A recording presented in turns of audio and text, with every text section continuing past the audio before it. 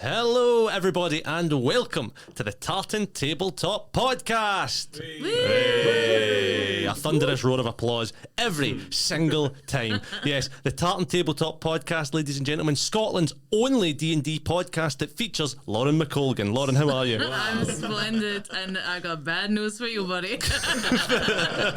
So we're back again, recording back in the studio. How is everyone feeling today? How are we? What's new? Good.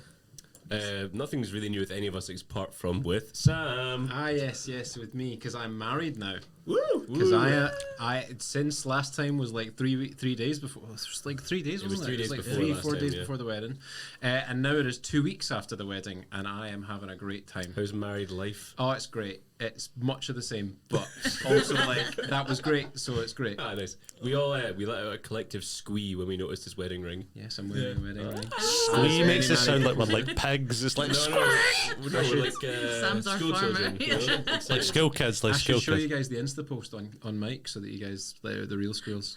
Do it. Get it right now. Yeah, get up. I mean, if anyone here is like, oh, this is going to take ages, like, you know, they need to get the podcast, the post out, and they need to see it.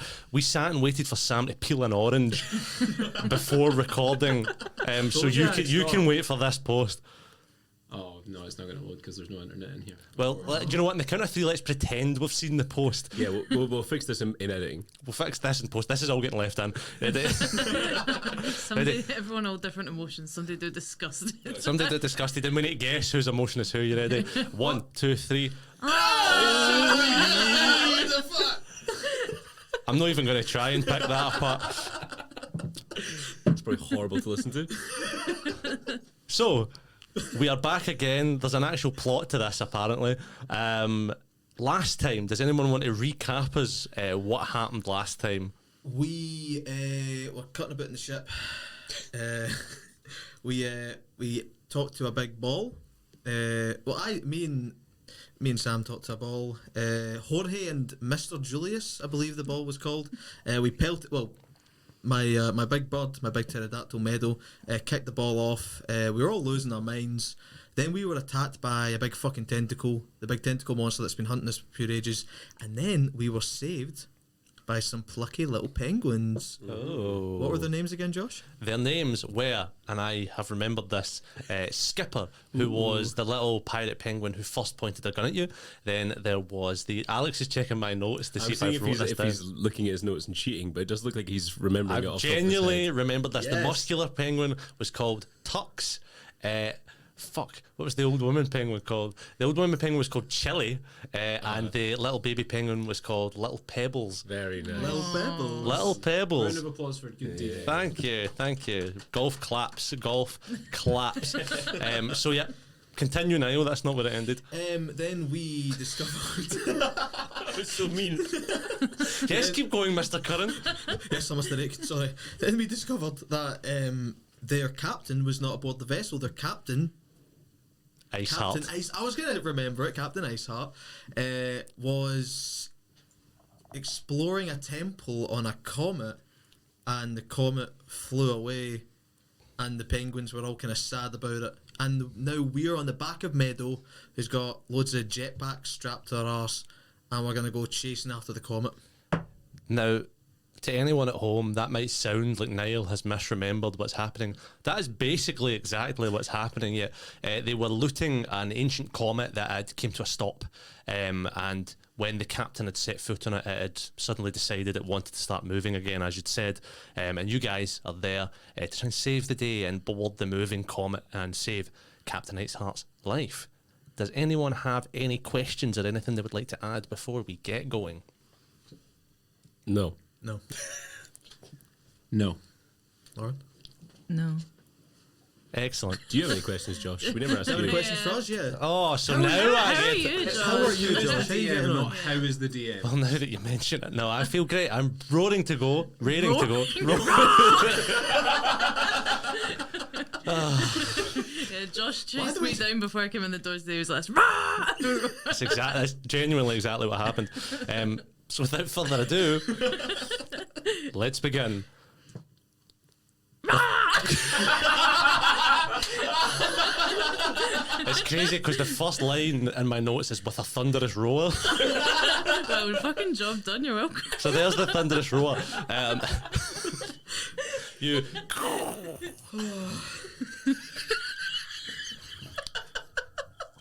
You collide with the comet's surface, sending plumes of purple rock and dust careening out into the atmosphere. The rush of atmospheric pressure whistles by your heads, your ears full and ready to pop. You look up as the debris settles and see a sky of pure white flame bursting with flashes of orange and red glow. From where you stand, you are safe from the flaming trail that this outcast comet, as they're calling it, leaves in its wake. But its heat is unmistakable. As you struggle to stand, you realise that the gravity on this rock is almost like unbearably high, and that sort of like travelling anywhere won't be an easy task.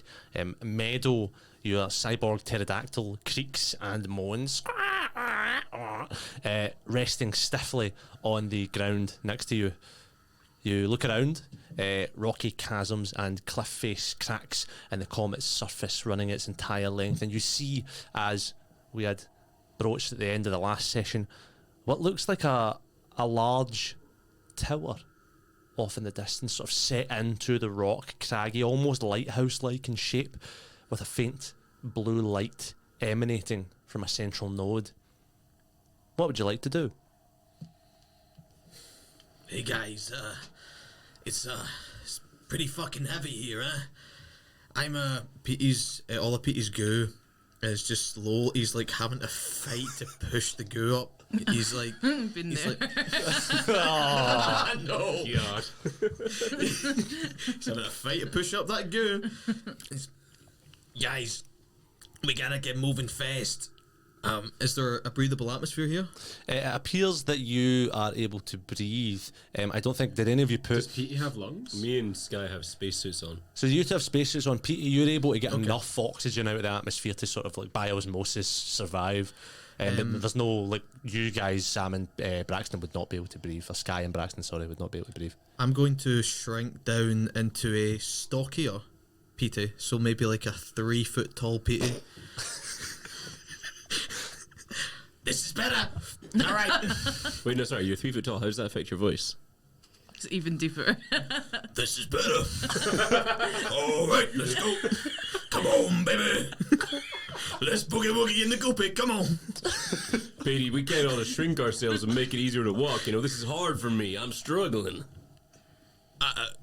That's your fucking problem, baby. Well, yeah, but let's just calm it down a little bit. There's no particular rush. Where are we heading? Towards that tower? I think that's our best bet. What do you What, reckon? the ominous-looking tower with one light beaming across the landscape? Yeah, it seems like the kind of thing someone would put here to be explored. Yeah, definitely. Let's go towards that. Cool.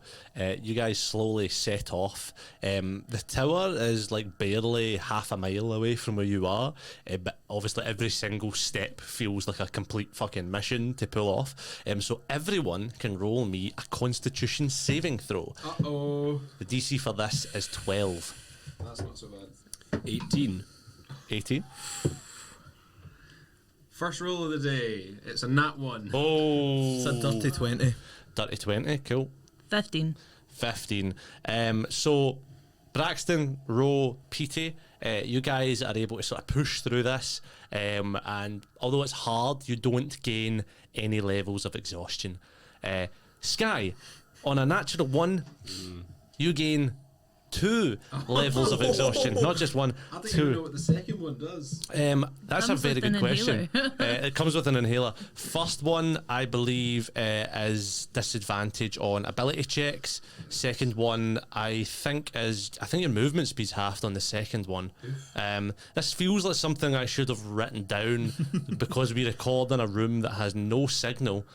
You're entirely correct. Disadvantage on ability checks is level 1. Level 2 is your speed is halved, and 3 is disadvantage on attack rolls and saving throws. Yeah, so half movement speed and your ability checks are disadvantage. I'm a great DM. I just remembered that. That's brilliant. Yeah. Sky's just like walking at the back like I used to do when my family walks. Be like, guys, carry me. I'm so tired. It's just so This emotional. spacesuit's so heavy. Why don't you get on my back? That was kind of a that was kind of a bop.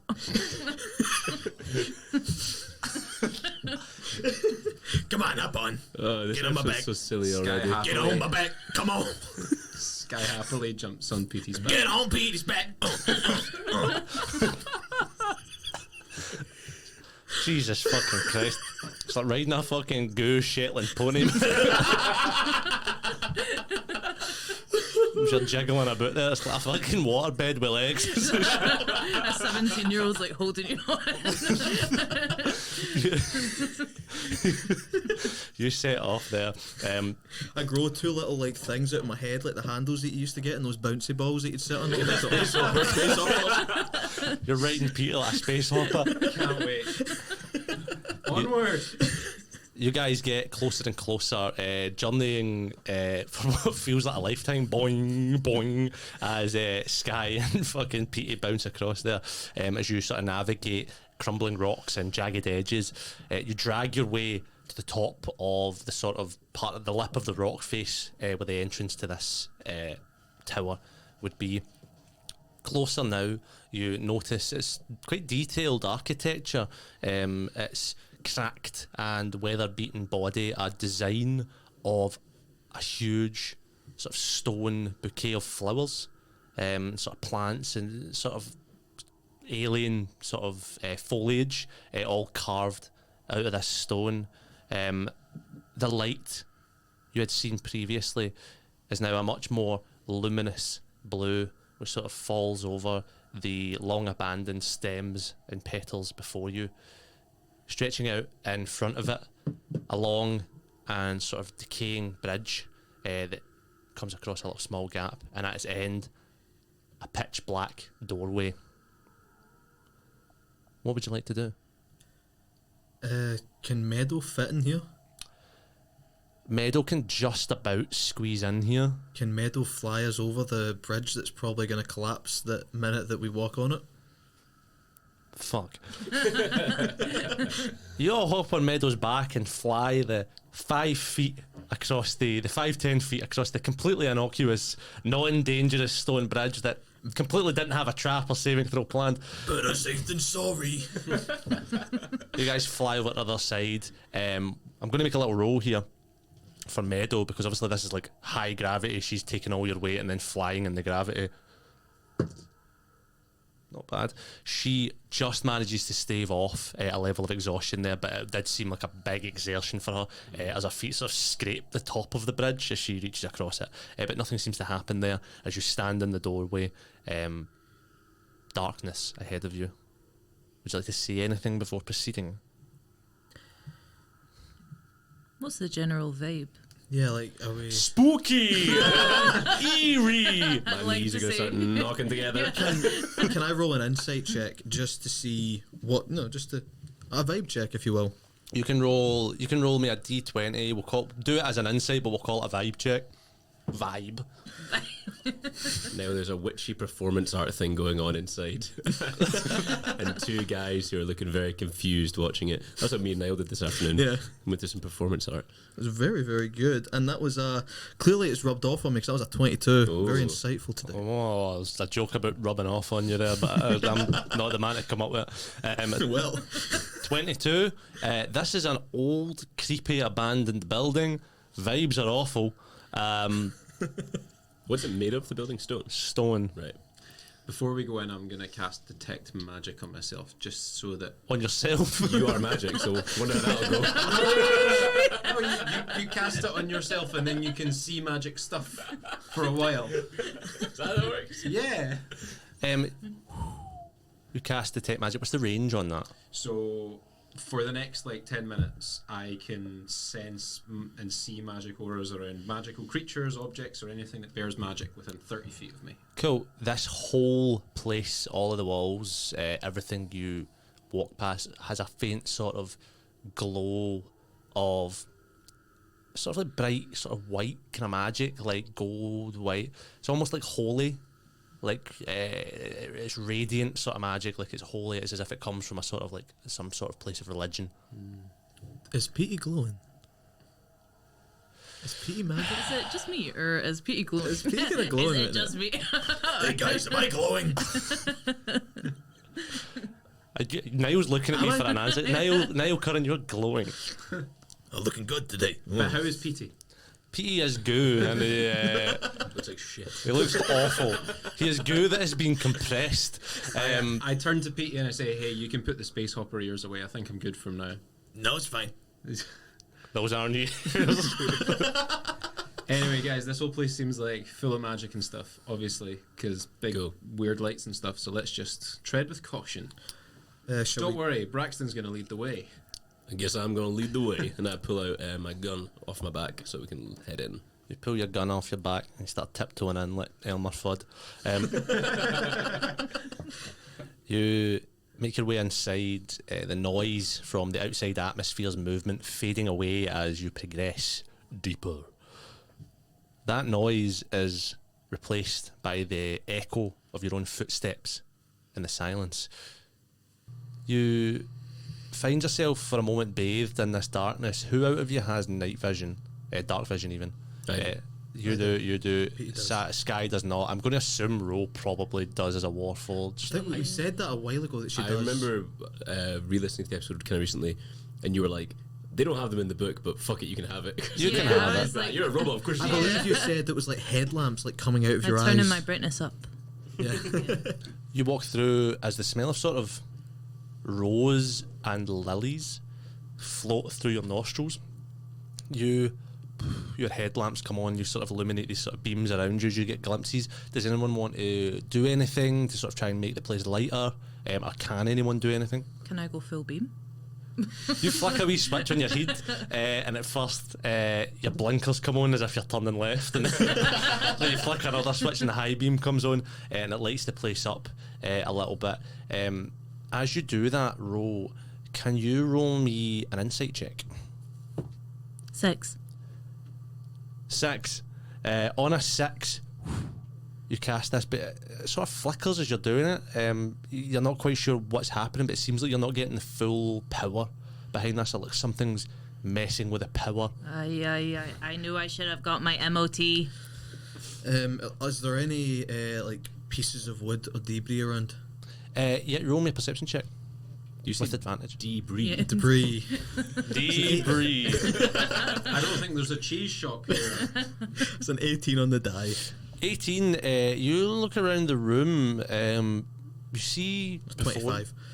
25, easy.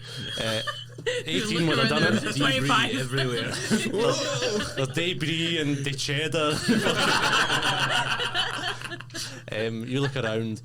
You see that sort of laid out in front of you in rows as you get Ro to shine her beams towards where you're looking, are like two sort of columns and separated into rows of like stone pews.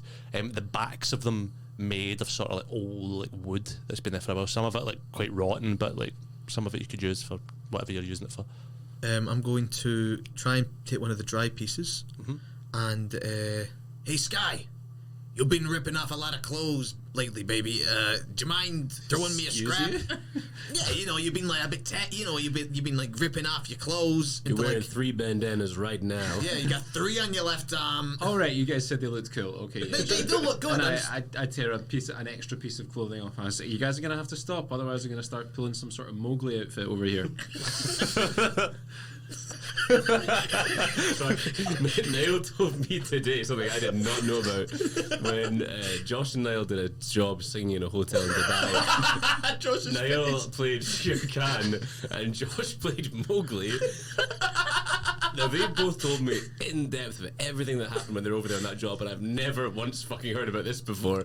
What were you wearing as Mowgli, Josh? I'd like to preface this by, for anyone that's never met me, I'm a white man. And you're like 6'2", which is like, why were you playing a child? And at this point, I was like mostly unshaven. They had me wearing red lifeguard shorts and just a black V-neck t-shirt. Like, there in fucking Baywatch. Yeah, it was crazy. Gabriela Montez in High School Musical 2. It was the only one of the kids shows we done that wasn't like dubbed and we were miming. It was like live mic'd. I had lines. I was dubbed. So Niall was dubbed. I was in a full tiger suit, not like a tiger suit that was like conforming to my body. No, it was a massive tiger suit. You know what I mean? Like it was a massive fucking tiger head that I couldn't see fuck out of. The only way I could see was if I like looked down between my fucking tits and like, This was in a desert as well, bro. This was like a desert fucking it was heat. full of sand. Always full of sand. Is it like a mascot costume? Yes. It was Like a like, funny costume, it was but like worse. funny. It was like made out of a rug. It was. So chafy, man. Anyway, yeah, that's on my spotlight CV. Sorry, I just needed to get that out of my system. What are we talking about? I fucking know it. We're I just spooky give place. PC the required piece of clothing that he needs for whatever he needs. I'm going to just try and light it on fire, spark two rocks together, and see if I can get a spark and get a bit more light in here. Cool. I'm gonna say you can roll. Just give me a survival check with advantage.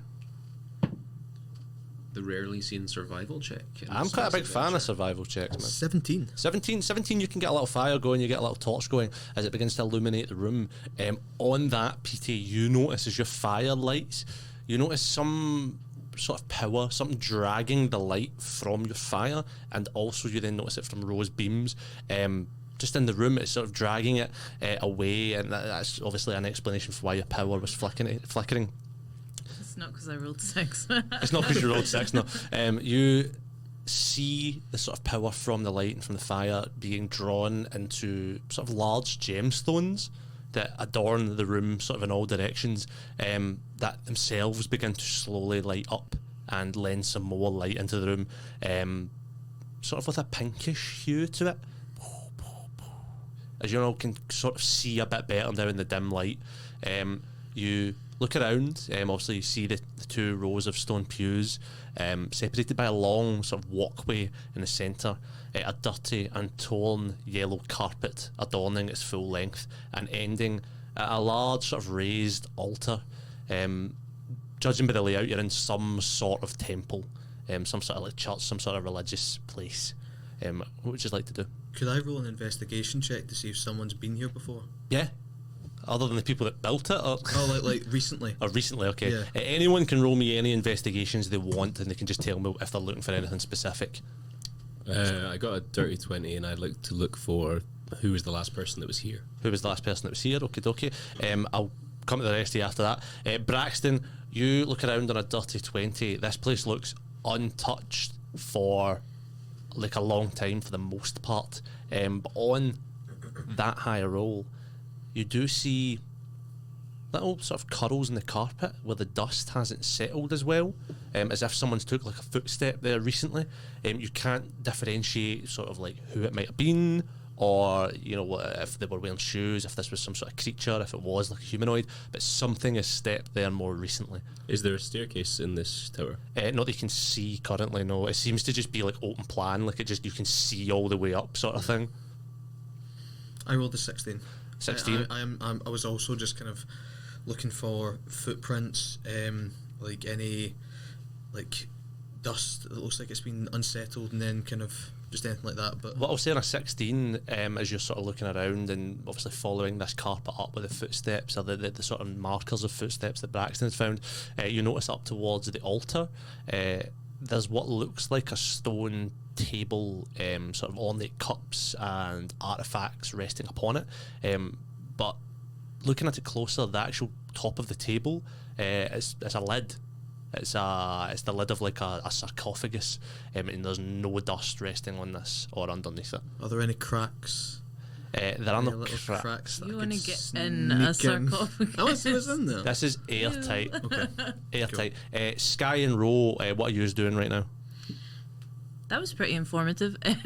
I was gonna look for like some doors, or is it just like a sort of one way, like the door we came in is like the only door, or is there like So currently that's the only door you can see. If you would like, you can roll me a perception check. oh I love watching Lauren roll because it's like a nice, You're it's like a grand. roller coaster. Yeah. She's going, oh, like a roll. Oh, it's now a 4. It was a 1. On a 4, not a fucking thing. One door, one way in, one way out. Whilst Sky still has his spell going up for a little while longer, Yep. just looking for any sort of magical influence, anything of note magic-wise. So you look around, obviously everything here is magical, but if you roll me an investigation check with advantage, you can sort of differentiate. Oh. 24. You look around, on a 24, you're looking for sort of magical things. You find around the walls, sort of glowing with a stronger sense of that same sort of magic. Artwork, like paintings, different etchings, depicting what you determine, or what you guys would determine pretty traditionally as like a wedding rite. Like a place where people would be married. That seems that the people that were getting married here, and this is just for you, Sam, you know specifically, Sky, because you've just been married. The people, or the race of people that are appearing in the pictures, seem akin to like the fish you have seen on other planets, like scaly skin with fins and like big bulging eyes. As you scan across this, at the back of the room, just off from the altar that Petey had been looking at earlier, you see a pulpit, and you follow a trail of magic towards that, and you find a book lying still on the pulpit. Clearly a sort of holy text with a tentacled creature depicted on the front cover in gold. This is definitely what I was looking for. I open the book. You open the book, and it is written in a language that you do not understand. Oh, there's a reason I took that spell. Oh, come on. Oh, spoken language? How dare you? Oh, okay, never mind. It's useless. Damn it. Oh well, I found a book. Did I find any magic light switches? You did not, but sort of as you guys keep moving around with your lights on in the flame, the lights start to get brighter and brighter on these gemstones that are around. As they do get brighter, another thing, I'm not going to make you roll for this because this just becomes apparently obvious. A lot of the walls and the stone pews and all the things around here are covered in like laser burns, like bullet holes and laser burns, and you do start to notice portions of dried blood on the floor. It seems like many centuries ago some sort of fight went down here, or battle. How far up the tower can we see? Roll my perception check. With dark vision, 60 feet. That's a 16. You can see most of the way up. There's some sort of like cracks and like crannies and like sort of beams and stuff that you can't quite get a view into, that are bathed in shadow, but you can see pretty much. Figure out a route up there? What was it, got there, 16? 16. On a 16, you could probably start climbing your way up there. It would not be easy to get up to the top there. And you don't know where that would lead. If I cast Guiding Bolt upwards into the top of the tower, would I be able to see more? Yeah, you can do that. Yeah. I'll shoot a firebolt as well. You guys just start fucking rooting to and I'm just gonna pull out my gun. stuff. Here we fucking go! I'm just going to let Just Sky start do that so I firing have to burn a our spell tits slot. You guys, so Sky, are you just firing it up into the ceiling? Just directly up. You fire your spell up into the ceiling. I'm going to make a little roll here for that. I have too many dice. It's something I never thought I'd say. I'm going to roll one of yours. This house is on fire. You fire a spell up here, and you hear, "Oh, holy fuck!" And you hear like smack, smack, smack, as if something's like falling down between the beams up in the ceiling. I'd like to shout to the party, quick, Braxton, take my legs. Sky, take my left arm. Ro, take my right. Stretch me. I'm going to try and turn myself into, like, those things that firemen use Oh.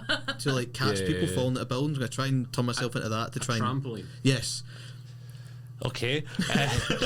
What the fuck is even the check for this? Trampoline check. Constitution. Yeah, give me a constitution check to see if you can maintain that stretch, that hold, that static hold. 17. Jesus fucking God. All that time on the ship of just spreading out and lying like a rug, you are malleable and good to go. As you guys stretch Petey out, just like he's always wanted. In a church. Thank you.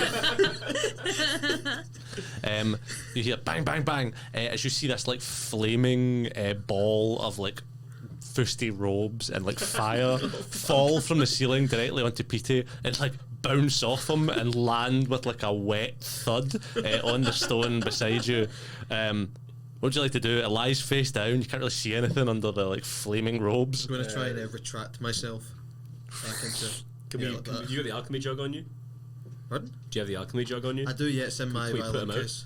Oh, yeah, I'm just going to... back to normal and just... I don't know at what rate it comes out, so it might just be a trickle. No, it's like fast. Is it fast? Yeah, okay, I'll... It's alright, roll! You gotta roll and you keep moving! Roll! Can I roll him? Can I? Rolls him like soft dough. Roll your... Priest? Well, you hear as rolls him, just like cracking and snapping, and as he rolls over and his sort of like priestly robes and vestments fall away, you see sort of a fish person, but fish bones, just fully like a fish bone skeleton man, rotten and decayed. The smell of year after year of erosion filling the space around you. Matty Healy. That's how we got sued then. Is he magic? Matty Matty Healy. Healy. Oh, girl, you could say especially. so. You sense some magic off of him. He's getting a real fucking sort of necromantic, sort of a mix of like necromancy and like holy magic kind of vibe off He him. is not an innately magical. He is not innately magical. This is a genuinely living, well, sort of living being, undead being. His once opulent robes now burned and tattered. Is he out?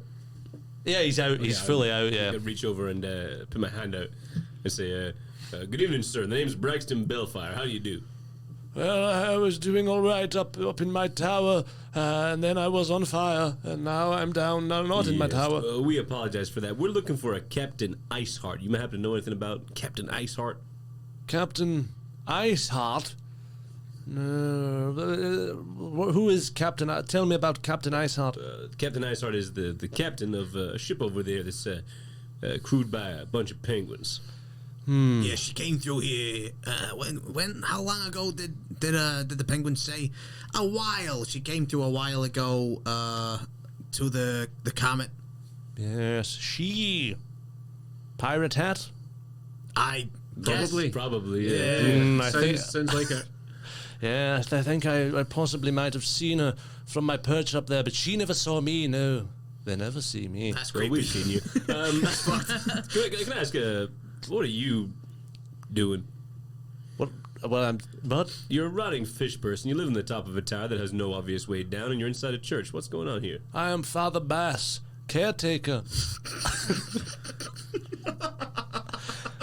Caretaker of the Temple of Surrender. Temple of Surrender. Curious name. Can you tell me a little bit more about that? The why it's called the Temple of Surrender? Yes, sir. Well, people would come here and days gone by and surrender themselves to each other in matrimony. Oh, that's kind of nice. Oh, that's cute. Hey, you got some nice bones. Ignore him. Father Bass, who do you worship at the Temple of Surrender?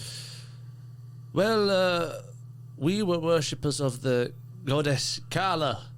Well, now I'm afraid those days are long gone. How long ago was that? Add the 100, subtract the 5, divide by 12. I have no idea.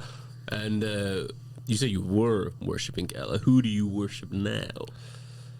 Well, to put it more plainly, I still am a devoted follower of Carla, but her days are gone, and the days of her flock are long past. You see, it became a crime at a point simply to believe.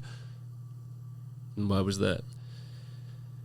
Well, the mad king, Willem, outlawed, of course, worship of any kind of anything other than himself, and wielding his jealousy and hatred of the church, he slaughtered our people, places of worship to be destroyed. By Carla's divine will, this temple, a place celebrating love, was saved. I have been alive here for, I would guess, countless centuries, torn from our planet's very surface and floating through the cosmos, keeping her word safe. And what's this book? And I lift up the book. Well, that would be the holy text of Carla. I would use it for reading the sort of wedding rites and things. Of Kala? Yes, Kala's yes. got all the big tentacles. Yes, she was a sort of tentacle goddess, and he sort of started making his way up the sort of towards the altar. Well, hang on there, partner. Kala is the tentacle goddess, Yes, that's the correct. one that's been attacking ships lately. He's been here a while. I don't know if you know about that, but would anyone have done anything to make Kala angry?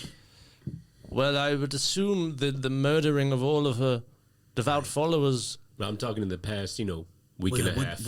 Okay. Well, how long have we been? How long ago did we see Kala first? So 6 you months, guys something have been like here for 6 months, but from what you've found out, this has been going on for like way longer. Oh, okay. Millennia. For like a long, long time. So he said this split off from. Sorry, what's your name again? Father Bass. Father Bass. Okay. Father Bass said that you split off from your planet. Didn't you have a deep voice before? Father Bass. He split off from his planet. So Stallone. We stretched him, so really it should be higher now. Father Bass said you detached from your planet, and now you're floating around space, and you're keeping your temple safe. No, it's Joe Pesci. No, fuck off. Not doing this. To answer the question you've asked 3 times in separate voices, this tower, this temple, was once on the top of a mountain on a home planet. And where was what's your god's name again?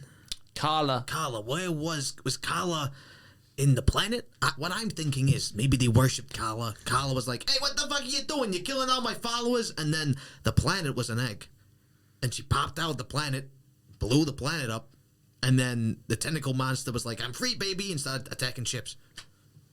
Where did you get the planet was an egg from? I don't fucking that know. seems to be nowhere near. I quite like the vision of that. As far as I'm aware, the planet is still Oh, holy possibly. I mean, I've not been off of this Do you comet know in the centuries. coordinates of that planet? I do not know. I can certainly have a look.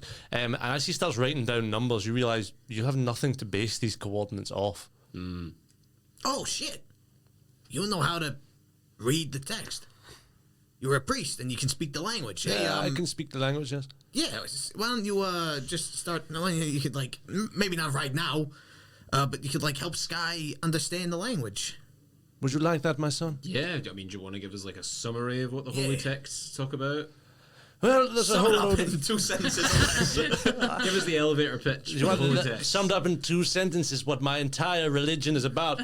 Worship the tentacle woman person, good things happen. I turn to the rest of the group and I go, this guy might have a limited amount of usefulness in terms of giving us information. Why don't we just start to worship the tentacle monster? He said good things would happen. Yeah, and then maybe like if we just start worshiping it, we spread the word of the tentacle monster to other planets. Braxton already worships Jesus.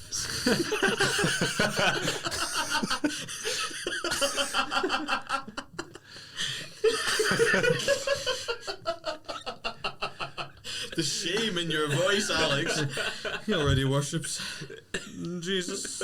Who's Jesus, Mr. Bellfire? Oh, space Jesus. And he'll spat all over the fucking sound desk there.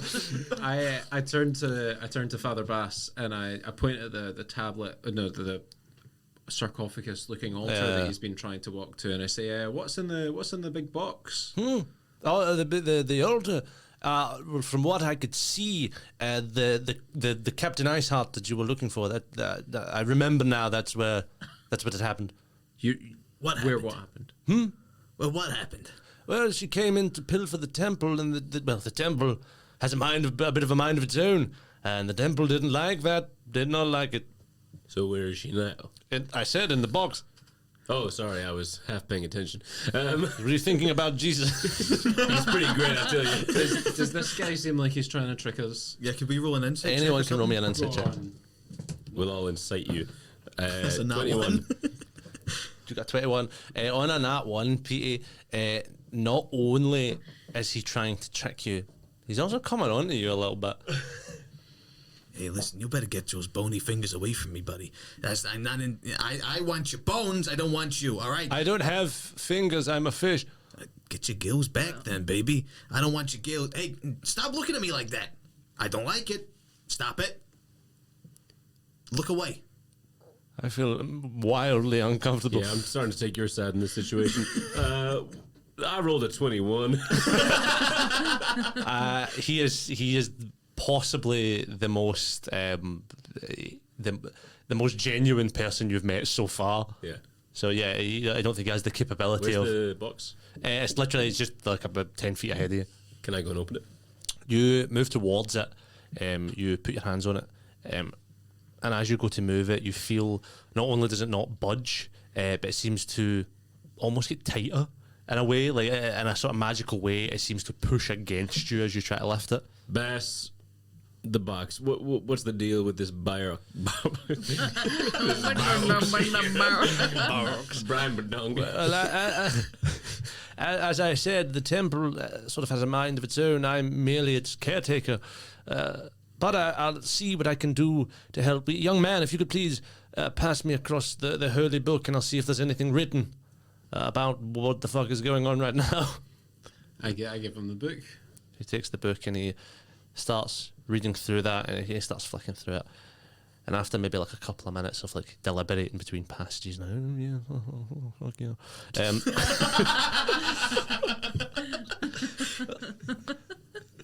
I may have a solution.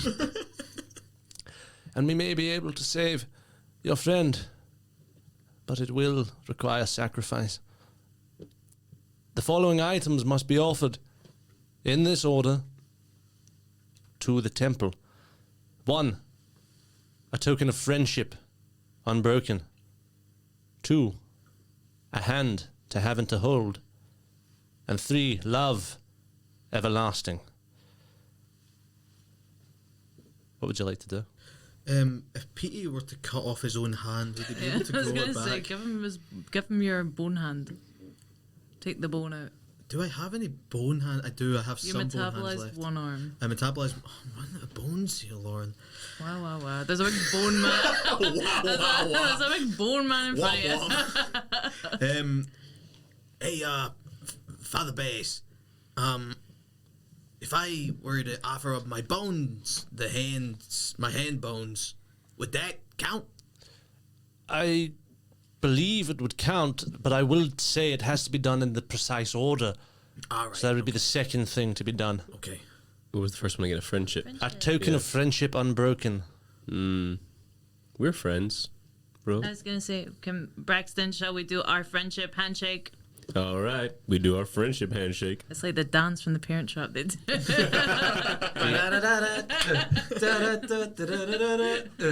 If only this wasn't a podcast, you'd see that me and Lauren are really doing the No, dance. Alex is like wiggling his fingers at me. You guys do that in front of the altar as you feel a surge of magic between the two of you, and you forget. After finishing it, you completely forget how to ever do that again. Oh. As the altar takes that from you. Whoa. What the fuck? Wait a minute, I thought this is like a lending thing. Are you saying if I give this fucking altar my hand? The temple is called the Temple of Surrender. This We've is a given you sacrifice. a new hand before. You can get a new hand. We can't get our friendship back. We're still friends. We just don't know the dance, right? That was the whole thing we had going on. I thought we knew each other on a deeper level than that. We've known each other a long time. It's going to take me months to choreograph a new one. All right, okay, well, I'll wait. Jeez. I'm gonna take out my hand bones. I'm gonna just put my hand on the altar, and then retract my ooze and leave the bones. It's fucking awful. You do that as Father Bass says, a hand to have and to hold. And as the bones sort of set there, as your ooze comes away, you see the bones slowly turn to stone and just become one with the stone lid of the altar itself. Can you remind us of the last one, please? Finally, we have love, everlasting. Right, Sam, give him your wedding ring. Do your love. Come on. Petey gave up his bones. What's Sky gonna give? No, I don't care. Looking at the text here, it's written a little bit differently. I think it means it in a literal sense. I can remove the love from someone. That sounds really fucking perverted. I can remove the love from someone, but just know, once I do, and once it's given to the temple, that feeling will be gone from your life, and it may never return. This is horrible. Well, we've all loved and lost people. My wife, Sarah, hasn't really been my wife for a long time, and I don't see myself finding another wife. And, well, I'm getting a little bit older, so I take off the wedding ring that I've still been wearing, put it on the altar. Is he going to lose the ability to love? Just her, I think. You take off the wedding ring and you set it on the altar, and you see as that also turns to stone, much like the bones. You don't feel like a pain or something being taken from you. You just feel a sort of emptiness, like something is missing. I guess I should have felt that probably a long time ago, so it's fine. I'm sorry, Braxton. Don't worry about it. We'll get this captain back to the penguins, and Yeah, fuck you, Father Bass. What the fuck is this? This shit is sad as fuck. Don't shoot the religious messenger. Oh yeah, I'm gonna open the fucking thing. As you say that, and as the sort of that feeling overcomes you, Braxton, the ground beneath you all begins to shake and move as anything sort of loose, sort of candlesticks and cups within the temple tumbles to the ground and flies to the back of the room. As you feel the gravity sort of changing, the comet seemingly has changed course almost as it sort of veers and you guys sort of fling around. I need a dex save from everyone. dirty 20. Dirty 20. That's not so good. 15. 15. 12. 12. 15. 15. Okie dokie. So everybody's going to get knocked prone. And Sky, you're going to take 3 points of damage as you fall to the ground there. You all fall there, down to the ground. As everything sort of moves, the comet seems to like change direction entirely and then keep going at a steady pace again. As you start to climb to your feet with a creak and a puff of dust and smoke, the lid of the altar flies open, it's stone cracking and crumbling to the ground around you. A hand reaches out and slowly drags itself up and out, and as the dust begins to settle, revealing piece by piece a tricorn pirate hat, a tangled mess of red hair, fair, elven-faced woman with deep green eyes and freckled skin. She looks at you all, speechless. Braxton, it's your wife, Sarah. She looks at you and says, Braxton? Yeah. And as she looks at you, a look of anger on her face almost that slowly turns to relief as she looks at the rest of you. And then her eyes climb over your shoulders and out towards the large doorway you'd come in from. And she goes, holy shit. As you all turn and she points, you see huge and illuminated the comet's new destination. A planet. A planet you're on a direct collision course with. What would you like to do? Hey, how you doing? Hey, what's your name? Oh, fuck, you're Ice Kid, Ice Sarah. Heart. Their name's Sarah. Sarah? Yeah. How do you know her name? Listen, I know we're all having a somber moment right now, but we're about to fucking die. What, like right now? Look at the fucking planet. But like, do we not have time? Like, how much time do we have? Sky grabs the priest man and is like, what does this mean? Read the book, tell us the answers. I'll see you soon, Kala. Soon I will be in your tentacled embrace. I'm gonna slap him. Ow! Focus, Is there a point in trying to end all this now? We're on course for a planet. Why don't we just let it happen? I'm gonna slap Braxton. Now. Hey, look at me. Me, my fucking eyes. You might not lost your love that you had for her, but you can always get it back. You can always get it back. You can learn to love again. Yeah, the fishman kind of said that wasn't what was going to happen. You can get it back. You've lost it, but you can find it again. Now, Braxton, it's lovely to see you. Roanne, it's a pleasure. Oh, yeah, you look really good. Thank you. Are those new bangs? Yeah, Bangs? it's a new thing I'm trying out. Oh, fantastic. You know what? You look great. You look great. Fantastic. Now, I'm going to get back in this stone case. I don't know about the rest of y'all. No, you ain't, because you probably caused this because you were rummaging around in this temple. Wait a minute. Why do you want to get back in this Why are stone you in this case? coffin? Yeah. Well, What did my you do? thoughts are going to be that we're about to head-on collide with a planet, and I want to have the best chance of surviving as possible. You're gonna get in a 1-inch fucking thick stone block?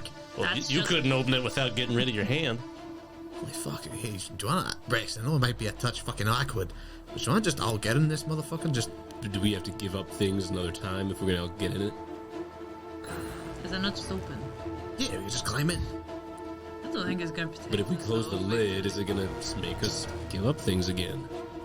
Well, no, someone else will need to come let us out. I've got a jug. I got the big jug. We got water. We got milk. We can survive. Captain Iceheart, why were you even in there in the first place? Well, I ain't gonna lie to you. I'm a pirate. I thought the hat would give that away. There is shiny gold coins and loot in here, and, well, I was trying to rob the place. Oh, fuck. I've got a bird. Meadow. Squaw! Hey, how you doing, honey?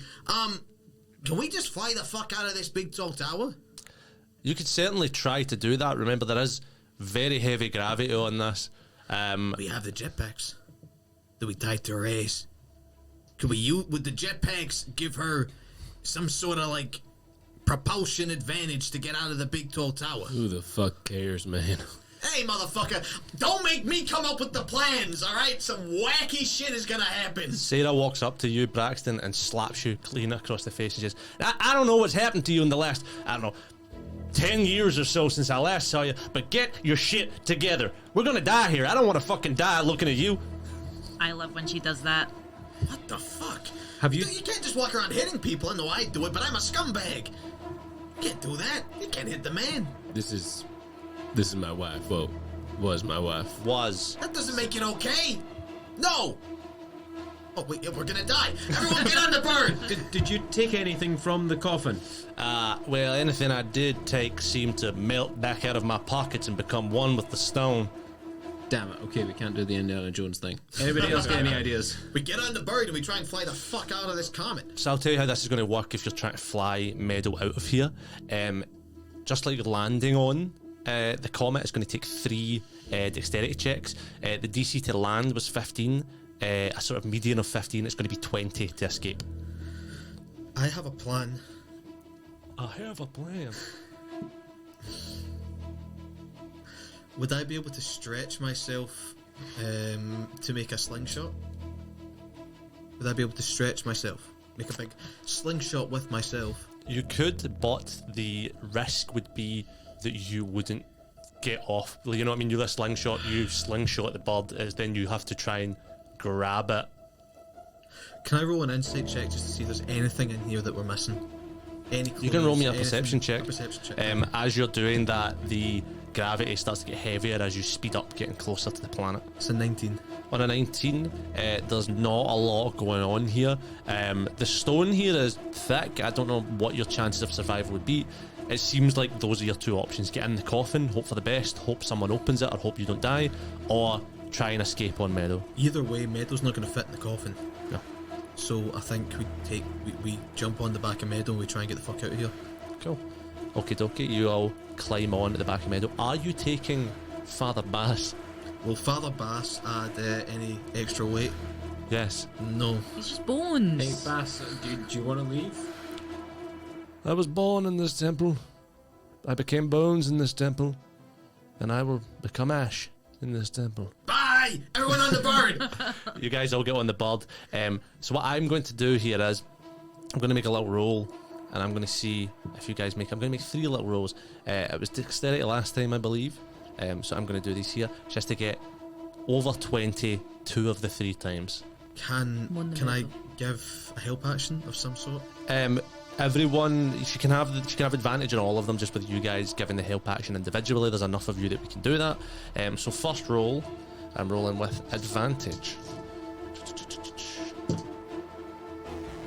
That is going to be a natural 19, so a 24, I believe, something like that. Yeah, definitely over 20. So the first one makes it. Second roll. You need this to be. You want if this is over 20, you succeed. It is not over 20. It's the higher of them. Come on, baby. You Was can a do 12. it. You can do it. Come on. Come on.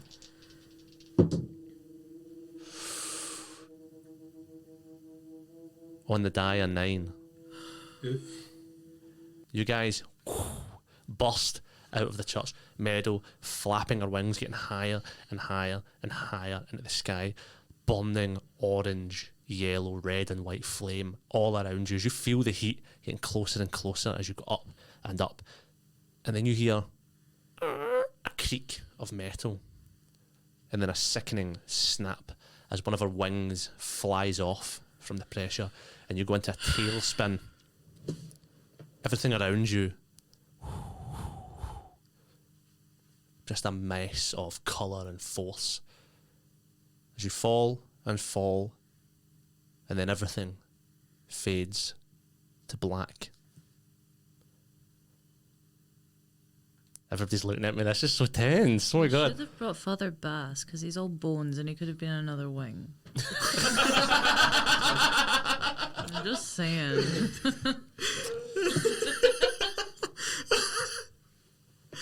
You guys all take an insurmountable amount of damage. I'm not even going to roll for this here. I've wrote 20d12 in my notes. Fuck. You know what I mean? Is that split between us? Is that each? That's each. Oh. Theoretically, you could survive it. It's an average of 124 damage or Yeah. something like that. Yeah, so Yeah. slice out. Darkness. Dust and wind settling in new atmosphere. Sky, as your sort of consciousness floats around in this sort of void, and you completely lose any sense of being or life or memory, you hear music, the sort of beautiful melody ringing in your ears. You've heard this before, but you don't know where. You feel a warmth building first in your chest and then spreading through your body. It's uncomfortable and unstable, your muscles clenching as it passes through. And then all of a sudden it clears. You open your eyes, and in front of you, a large tree.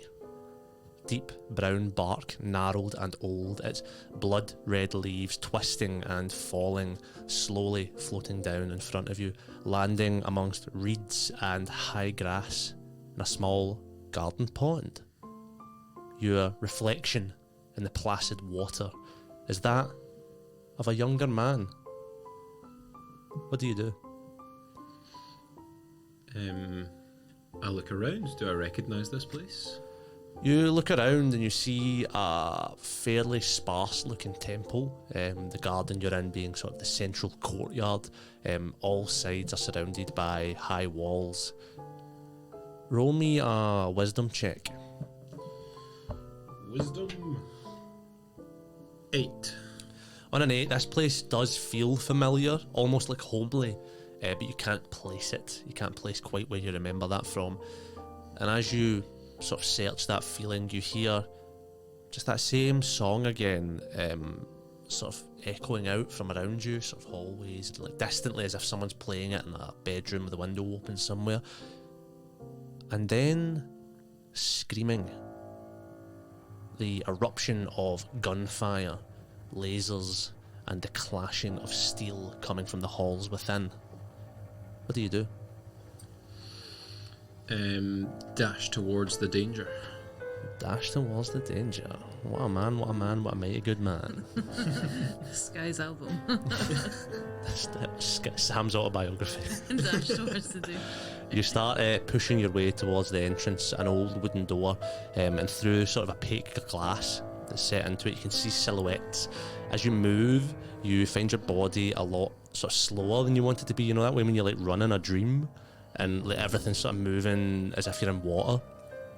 You reach for the door, but instead of the old handle, you're met with a hand, old and wrinkled, blood trickling down between its fingers.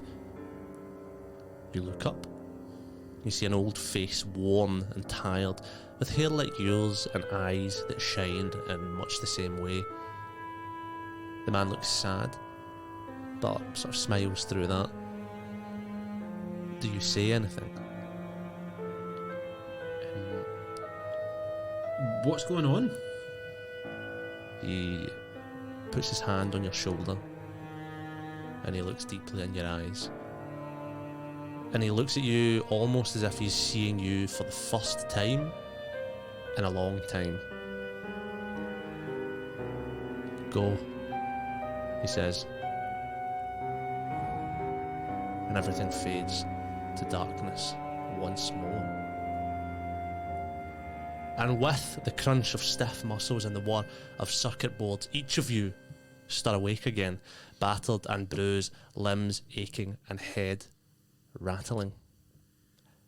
As your eyes open and begin to adjust, you do not see some almighty crater around you, no jagged rock or charred earth that would presumably be left by a fucking comet falling from space and you guys falling onto that falling comet on a big giant metal bird. You're bathed in deep blue light, accented by the flickering glow of small golden candle-like bulbs. You're in a circular room, which seems completely made of glass or some other see-through material, the world outside dark and alive, the air itself seemingly thick and moving. It's only when you see a school of small, bright green fish swim past that you realise that, in fact, there isn't air out there, it's water. You're very deep under some kind of water. Your room, the bubble you're in, has no door, no entranceway, only 5 beds of bound and dried seaweed and nothing else. Judging by the makeshift bandages you sort of see in each other as your eyes clear, someone has tended to your wounds and sort of brung you back from either death or the brink of death. And you all gain, and you'll start here with 1 hit point each. Whoa. Jeez. Yeah. As you look around, you find that your weapons and equipment have all been taken. Braxton, as you look, you see Sarah's here as well. What would you like to do? Sky needs a wee, and he looks around at the bare room looking for a toilet. Roll for Cather. There isn't any sort of toilet around, but I will say as the moving water outside makes it fucking awful for you. Oh, gotta go. Trained actor. I've got to go, guys. Ooh. I'm gonna have an Just go into a corner, just go over to the corner and Go piss, girl. yeah, go piss. Does over there. anyone know where we are? What's going on? At this point, I just want to lie down. I'm in a bubble and I need my mummy.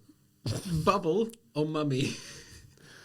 I have no idea. Is that a reference? Yeah, oh my god. Repeaters, yeah. Oh, yeah. Where you stoned, yeah. I'm not proud of it. Never mind. Well, Is there a door in this Yeah. bubble? No, there is not. how the fuck did we get in here then? Did someone just construct a big glass bubble? Can I stand up? You groan and are able to pull yourself sort of to the end of the bed and stand up. It's not comfortable, but you can do it. I'd like to cast Healing Word on myself and say, come on, Braxton. You've been in situations like this before. Give me some hit points back. And then I'd like to sort of press the wall of the bubble and see if my hand can go through. You press the wall of the bubble and it doesn't go through, but you do realise it's not made of glass. And as you push, it sort of like moulds with your hand, almost like as if you're touching Petey, but a little bit sturdier. Hey, wait a minute. That's kind of like me. Are we in... Hello? Is this what your home planet looks like? Fuck no, my home planet is disgusting. This is quite nice. Do you have a crush on the bubble? Maybe a little Oh my god, bit. is it like the Petey Dome? Wait, There's someone's face. It's sort of like the Petey Dome, but without a face. can I try and just put my hand against it and see, just get a wee insight check? I want to touch it too. Petey, as you put your hand on it, roll me it's like stone cunning, but it's goo cunning. Gabbity gig, gabbity goop, show me ye gloop. That's an 11. On an 11, normally that wouldn't fly, but because you said a funny little line before that and I liked it, you put your hand on it, you sort of scan the area, and you see from underneath it a sort of tendril come up and past. And then you realise you're in a giant fucking jellyfish. Holy shit! This is so nice. We gotta be. Nobody touch the sides. You gotta be gentle with it. You don't want to fuck about with Sky, it. hold your piss. Yeah, hold your. You don't want to piss inside this animal. As if we get stung. We might get stung. Yeah. Yeah, then you need to piss on us. My Well, gran that's listens to this. That's actually a myth. That's a myth. You can Is just it? you can get the same thing with like hot water. It does the same thing. It's actually the temperature that neutralizes it, or something like that. I don't know. I watch a lot of TikTok reels. That's Niall, not Petey. Petey doesn't watch TikTok. Can I? Can we say that on the? I don't know what the laws are. The voice is taking over you like you're the Green Goblin. Spider-Man 1. Did Braxton get hit points back? I got it. Yes, So can I lay on hands me, Sky, and Petey then? you do. Yes, you lay on hands of three of you. You guys all get that sort of hit points back. I'll let you just dish out How what many? happens. 25. You got 25 and no, you'll have 30 in total now because you're level 6 to dish out 10 each. No, I want more. We each get I me and gives it Sky out. get 8. You get 12. I wanted like That's not 15. good maths. Yeah. No, it's not. 14 if you guys get 8 each. Yeah. Sure. Yeah, there you You know what I go. mean? Cheers. And it comes, I blow a kiss, and it's like a little heart comes over to you. Like floats across. Yeah, it's like in is it Harry Potter where it's like they open the love potion, it's like a pink Yeah, smoky yeah. heart. Yeah, it's like that. Oh, that's really nice. Eh. Hey, Sarah, how you doing? Oh fuck yeah. Yeah, she gets How's your nothing from how's me. your wife, Braxton? I'm also healing word Sarah. And say, I'll say, you awake over there, Sarah? And she gets 8 hit points. Yeah. Well, I'm awake. Yeah. What happened to you guys? Let's get into it. We I- got nothing else to talk let's- about. Come on now. Come on. Girl Come will on. be here all day. PD, give them some privacy, please. It's pretty hard to do. We're in a big translucent bubble. Yeah, but don't invade their privacy by asking intrusive questions. Yeah, I'm a curious guy. I'm a curious little guy. It's what I like to do. I like to ask questions. Sarah, are you okay, Sarah? First of all, it's Captain Iceheart to you. I don't know you. Shut the fuck up. Why are you being like this? Whoa. Hey, yo, come on, man. Oh, I thought this was your ex-wife. I thought you didn't give a fuck now, huh? This You is fucking Jerry. This is like Jerry Springer. What the fuck happened here? Nice to meet you. I'm Sky.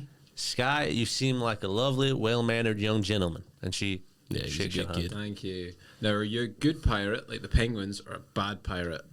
I'm a bad pirate, baby. Well, the penguins are my crew. If you think they're good pirates, well, it's me that they got that from. Yeah, they're good people. I've been pirating for a long, long time now, and I'd say I'm pretty damn good at it. It's kind of weird that you're a bounty hunter. You hunt people like pirates, but your wife was a pirate. Like we said, Petey, let's not get into it, right? Wait, did you used to be she a pirate? wasn't always a pirate.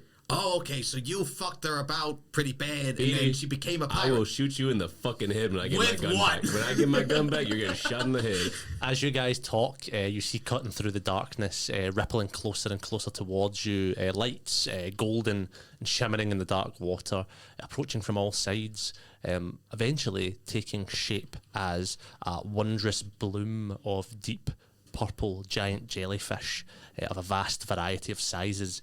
And within their heads, you see regally dressed fish people.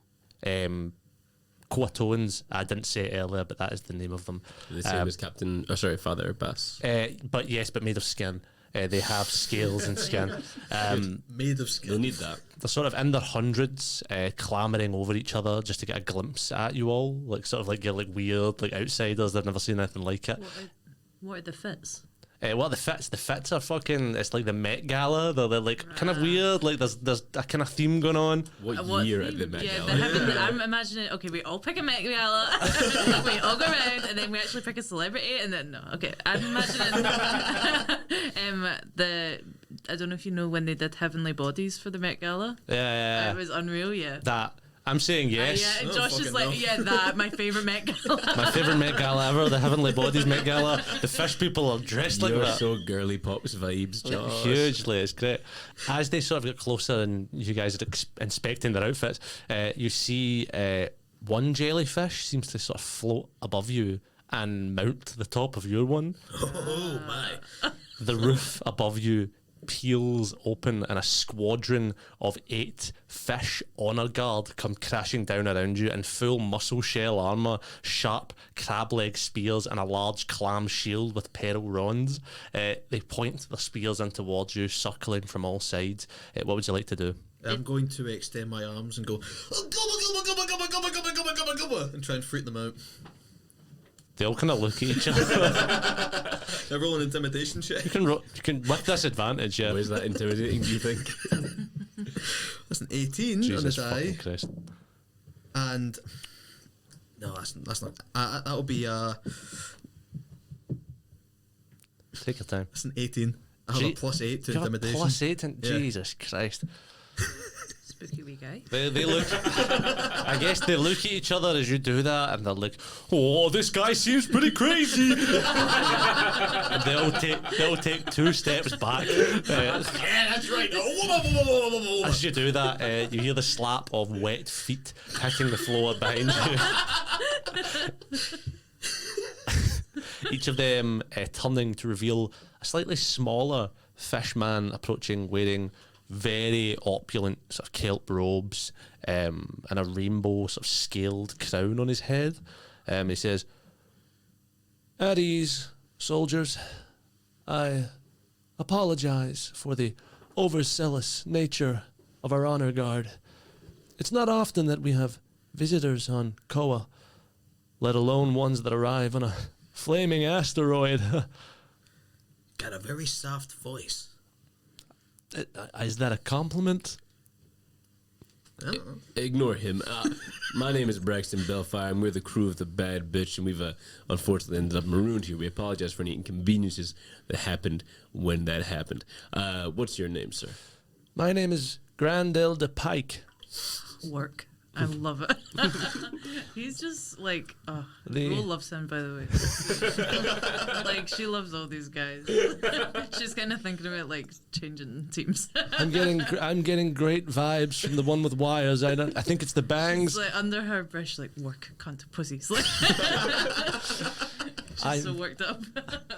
I'm the acting leader of the scattered remnants of our once great nation.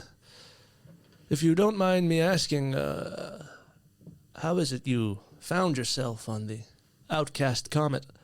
We were tasked with searching for a captain of another ship that had gone missing, the Captain Iceheart over here. And what a pleasure it is to meet you too. Now, how are you feeling? Our healers have done what they can, but I mean, judging by like my math, we should be atoms and particles. I don't know how the fuck we're still alive. So like, fucking kudos to your healers. They're good. kelp and seawater, my man. Really, is that all it is? This guy's so funny. Hey, you ever get tired of leadership? Do you want to come join the crew? Join a crew. Yeah, that's right. How much of the universe have you seen? Well, I've seen nothing outside of Koatoa. Nothing's not enough. Come with us, and you will see beautiful things, beautiful tentacles, beautiful stars in space. Speaking of tentacles, Oh, good point. Yeah, that's a good segue. what was it? Cupid. What was Kara? Yeah. Do you know anything of this god known as Kara? Kala. Kala? Yeah. Fucking amateurs. Like Kala Holmes. Kala, yes. She was worshipped by our people many, many centuries ago. Of course, that was before Mad King Willems, Yes. Mad yes. Wee Lord. Mad Wee Lauren's reign. It says it's been a long time since anyone has worshipped Kala in any Nice. capacity. Has anyone seen Kala recently? Because there's been reports throughout the galaxy that Kala has Yeah, returned. this like side of the. Yeah. We have heard troubling rumors from distant broadcast things like that of a tentacled creature harassing the galaxy, I suppose, for some time now, for longer than my lifespan at least. What you been doing about it? Well, we're a very traditional nation, as you can probably see. We don't have a lot of access to space travel. So or- you've done fuck all, is what you're saying. What, this thing's being... listen, I know you want me to be diplomatic and shit, but, like, this thing's been, like, killing people, you know? It's like fucking... Remember Robot London? They have a whole, like, big fucking defense network set up to fight this thing, and you're just sitting here with your nice... You do look good, I'll give you that, but you're sitting Thank here with you. your nice dresses, and you're, like, your fancy scarves. I fucking love that scarf. Is that a waistcoat you got under there? Yes, it's a waistcoat. Open up the jacket a little bit. Let me see. Can I see He the opens the lining? jacket. The lining on that is absolutely beautiful. Is that dried kelp mixed in with like a little bit of? Is that a little bit of seaweed? Again, that is absolutely So stunning. it's seaweed against the kelp and a Are sort we of... under arrest? No, sorry. You're free to move as you please. We only brought you here to try and help the healing process. In terms of what you're saying, Goo Man, sorry, what was your name? Hey, you can call me Petey Acadamoid. Everyone calls me Petey the Plasmoid. How you doing? It's nice to meet you. Sir Petey. Sir Petey. You are right. We could have been doing more. Our nation for many lifetimes has been under a lot of strain. The changes in leadership, infighting, resource depletion. I do apologize on behalf of our people that we haven't been doing more, but even keeping ourselves alive has proven challenging. In terms of the comet, I would just like to go back to that a second. I apologize, but I've never heard anything in any of our sacred writings about the comet ever coming back. I'm sorry, this comet's been here before? Well, the comet, the Temple of Surrender was once on this planet. Wait, so did it like fly off? And is it like still here? Is it like intact? No, it's entirely ash now. Holy shit, that must have been devastating to the planet. It actually wasn't very bad. Most of it's underwater. Oh my god, even still, that's absolutely mad. That's insane. Yeah, it must have been a hell of a cleanup. I'm surprised that you got us back. Yeah. How long have we been knocked out for? Well, in Croatoan days, 1094. But I believe in the rest of the galaxy that only equates to 7. 1,000 All those Croatoan penguins days will be a missing week, us. so- Oh yeah, fuck. How did we give them a time frame? Is there any way we can get back out into space from here? They said that you don't have a lot of space travel. Is our pterodactyl meadow okay? The machine bird, Yeah. I'm afraid it didn't survive the impact. I am truly sorry. Hey, look me in the fucking eyes. This guy's like readying for a fight. You telling me my bird's dead? We did all that we could. We aren't very skilled. What exactly did you do for my bird? I want a fucking detailed. I want a detailed plan of what you did for my bird. You gonna tell me? Braxton hugs P. Don't I'm don't hug holding me. him back. Don't touch me. Don't fucking touch me. They're not mechanics, Petey. You know that. They're healers. Quite a lot of They could have got the other meadow bits. is organic, but also quite a lot of meadow is mechanical. Kelp and seawater's not so good for them. It's actually very bad for the For mechanics the of a bird. bolts. We do have, I guess you could say, department committee working on things like new machinery and space travel, and we took Meadow there as soon as we found her, but it just, I'm truly sorry. We could not do enough. Sorry, it's not your fault. It's, sorry, Captain Iceheart.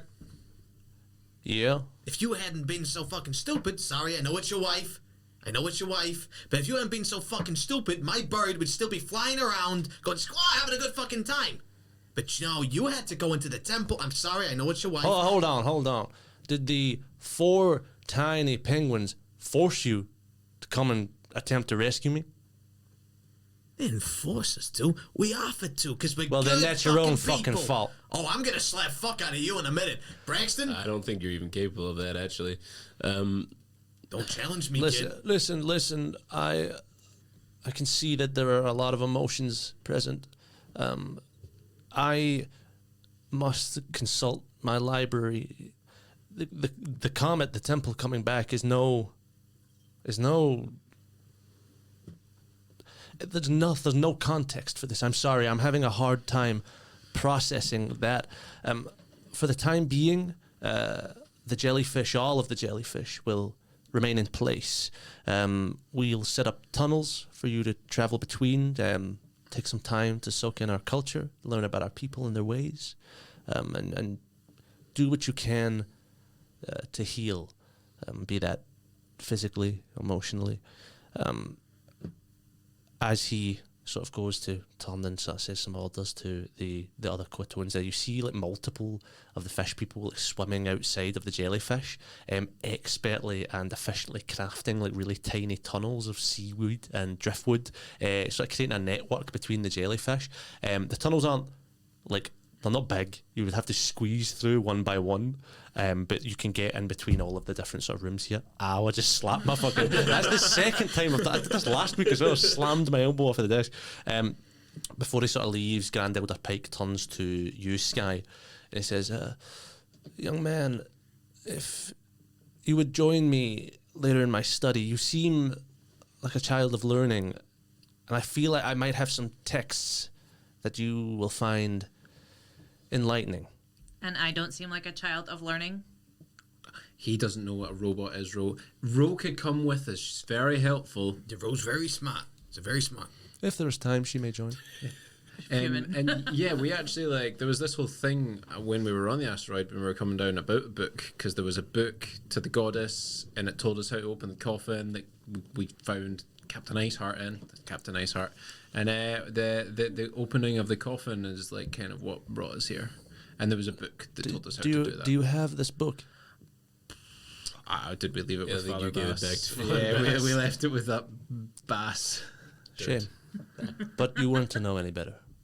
And for that, I do forgive you. I'm going to be on my way.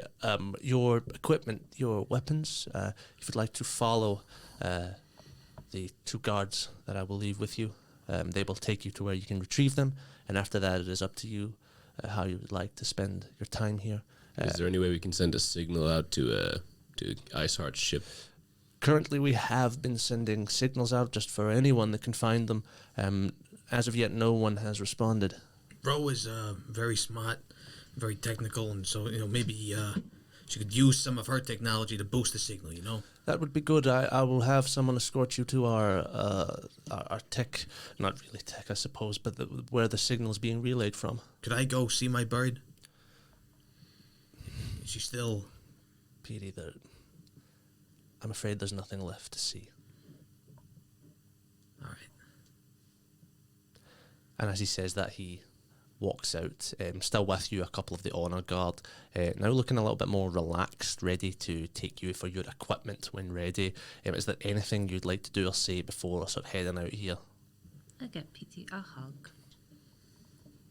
Pete will hug back. Ro. No, I'll fucking push off. Nah, Pete will give Ro a hug back. Cool. Anything else anyone would like to do? Would anyone like to say a few words? For Meadow? Yeah. Yeah. She was a good bird. She always got us to where we needed to go. She worked very hard, right till the end. That's. But she was more than that. I spoke to her before we went away in the trip, and she said she saw me like a father figure, which is nice. I never thought someone would see me like that, but it was a nice feeling. And Meadow spoke to you?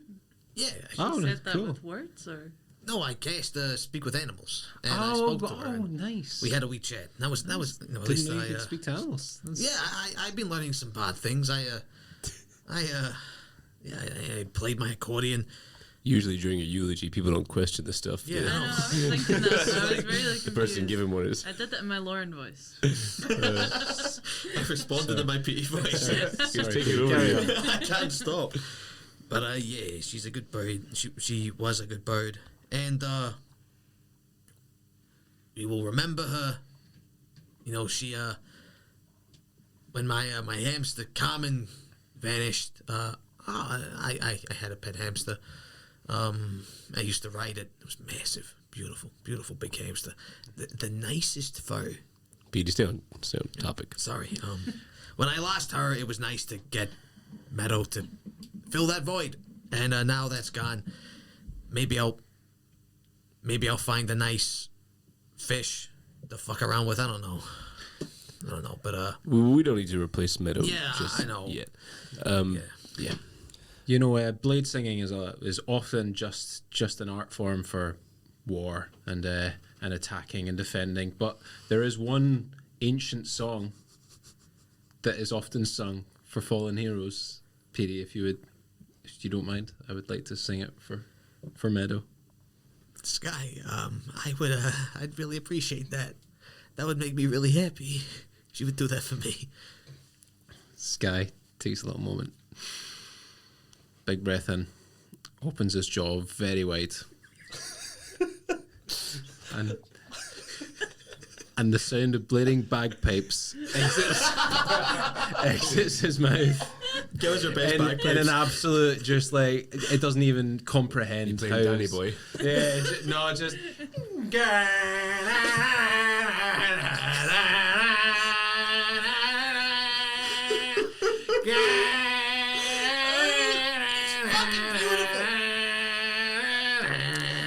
Beautiful. And so on. And then we move on. Have you ever heard bagpipes?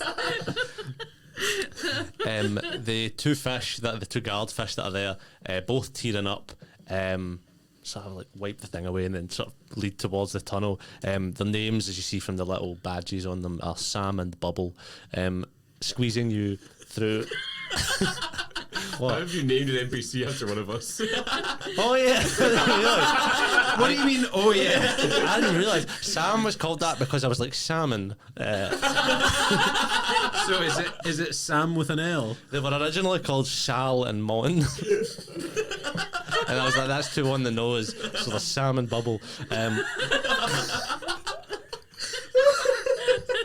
They start squeezing you through one of the weird tubes.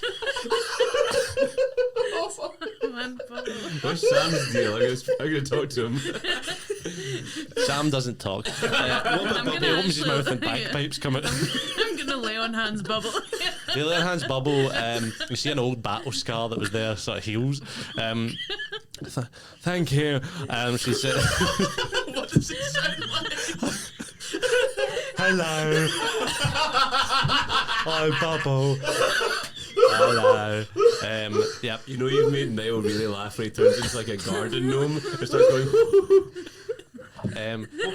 You guys push forward. You sort of pass. Middle. Okay. You pass through to sort of another one of the jellyfish rooms, this time a lot smaller, arriving at what looks like a huge sort of stockroom / armoury. Before you, a big burly fish with scarred fins and an eye patch takes inventory with a clipboard. The honour guard stamp their spears on the ground to get her attention, and this big burly fish turns around and goes, "Ah, the new fish." Pardon the pun. What pun is that? Is that a pun? Glad to see you are awake. The name's Petunia. I suppose you'll be wanting your equipment. Yeah, thanks, Petunia. That'd be great. She starts sort of piling through things and getting your equipment. She says, "You've met the Grand Elder then?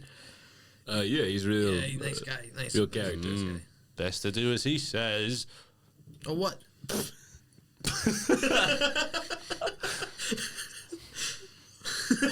I think Petunia's right. It's probably best to do what the ruler of a planet tells you to do when you're on this planet. Yeah, but I was just wondering, like, the way that you said that, it sounded kind of like maybe. Why do you push these things, Petey? It's because he knows what's great for running a nation. Yeah, sure. He knows what's great for running a nation. Just I will take that as his word. I'm emotional. I'm emotional. You know, the bagpipes got me. The blade singing got me. You know, it was fucking beautiful, Sky. Sorry, Petunia. She hands over your equipment, and as she does, she sort of eyes your rifle, Braxton. She says, "A fine weapon you have here, son."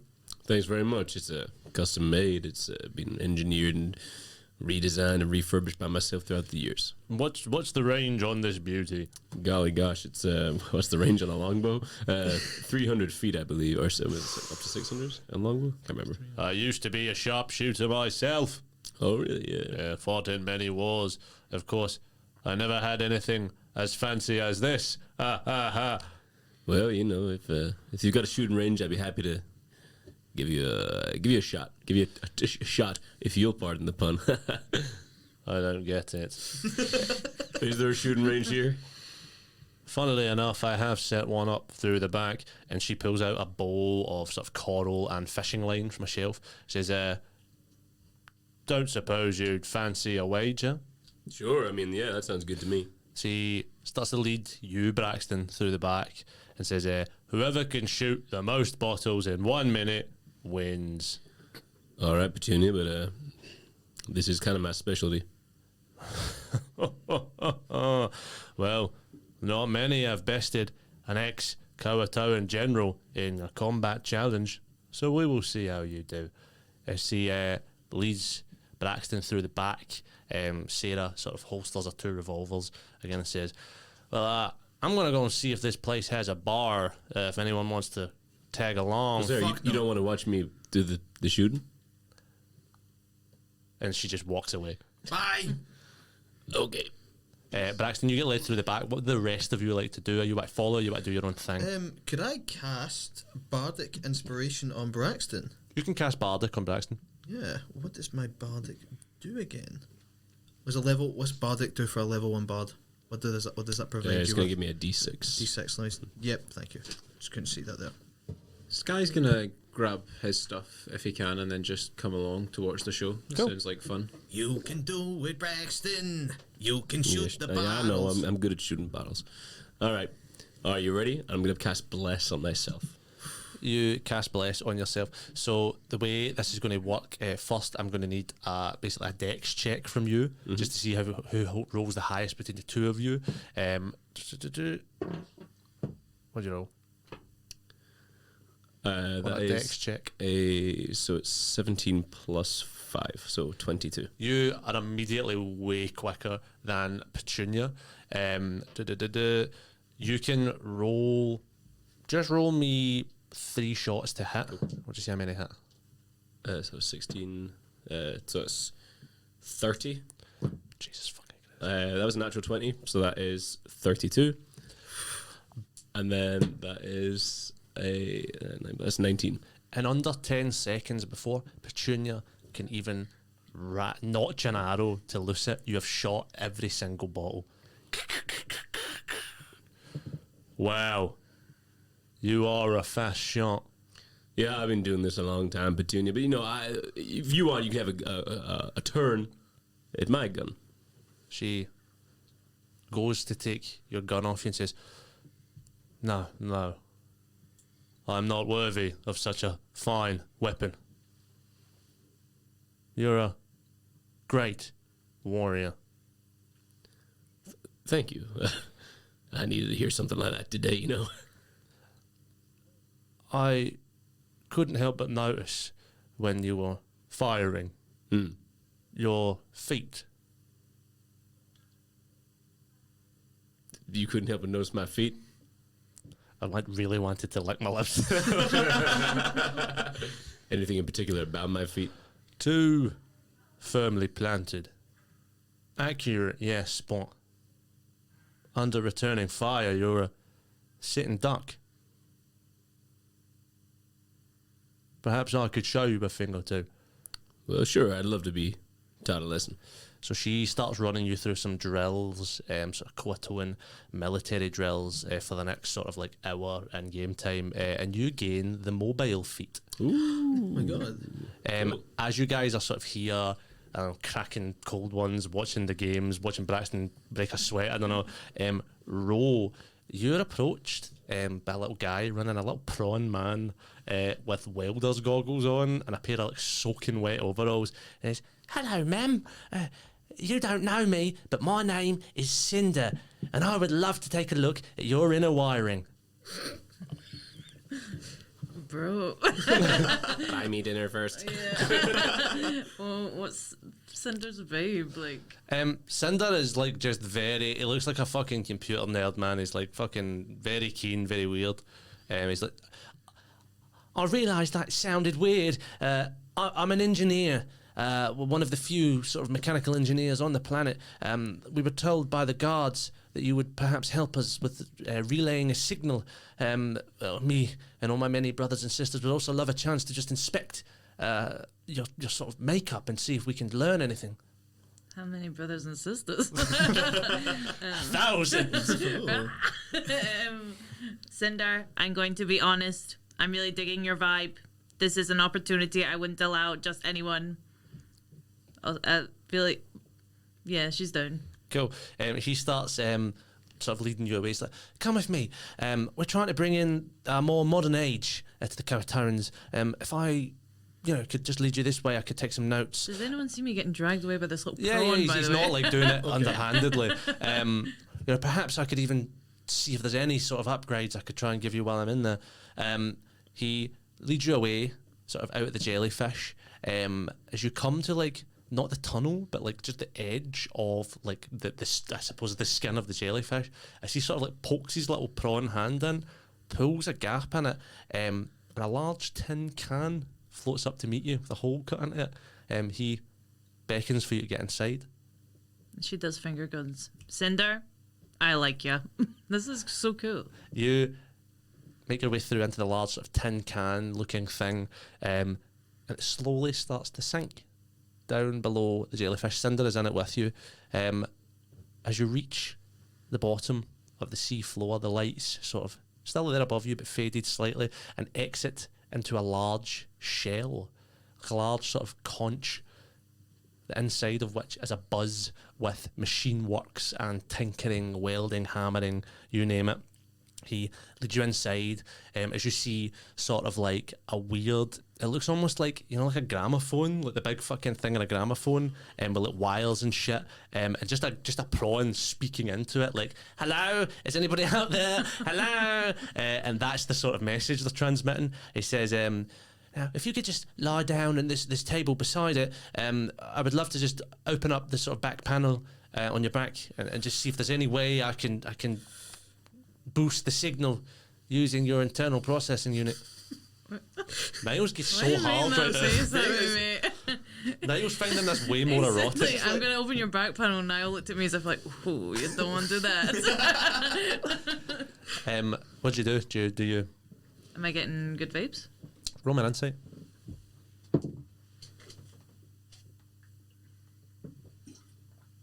It's just 13. 13 on a 13. He seems fairly genuine. He just seems like very excited to like see if there's anything he can learn here. Okay, but take it easy. No risky biz. Of course. I wouldn't even know how to do any risky biz. That's kind of the concern. You lie down. You feel him sort of opening up the back panel and poking around, but it doesn't do anything that like you feel would be, like with malintent. Roll me a perception check.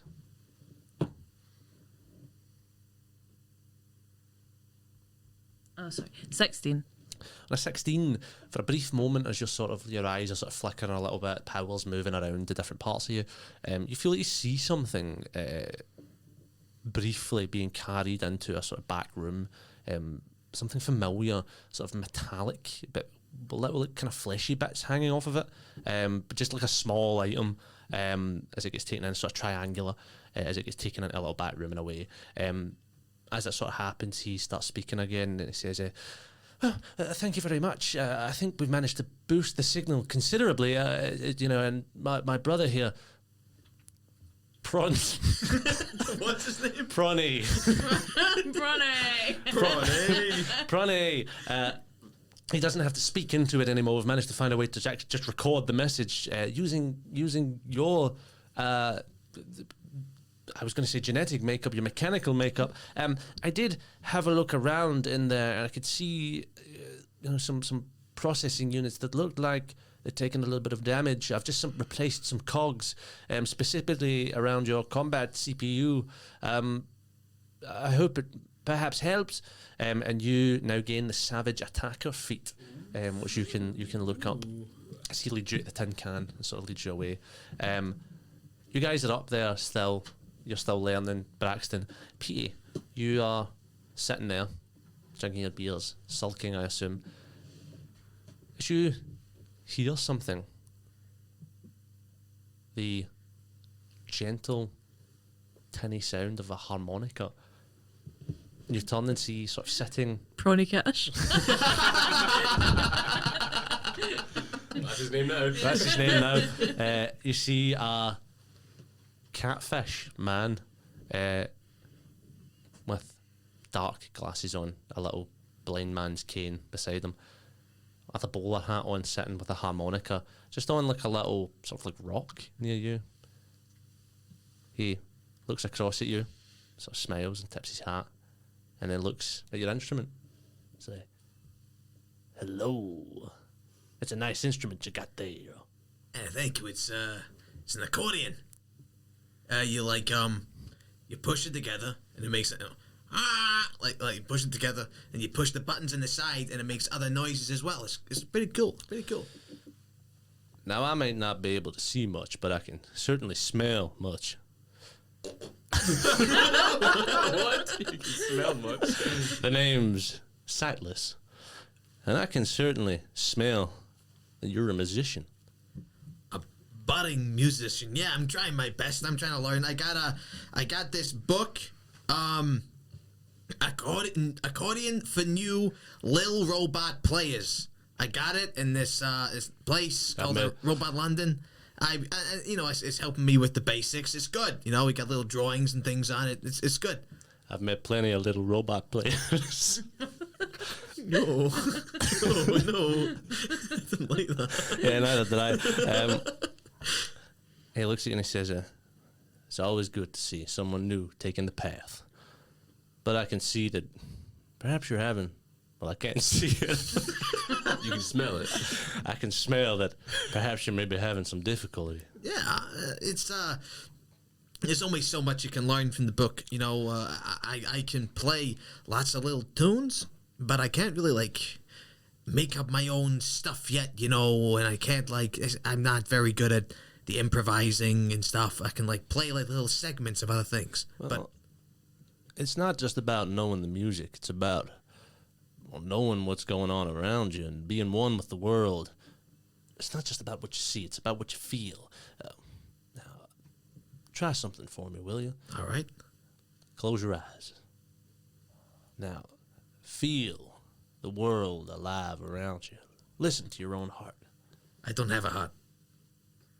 Listen to whatever's going on in there. I don't know if I want to do that. Okay. Now let me hear it.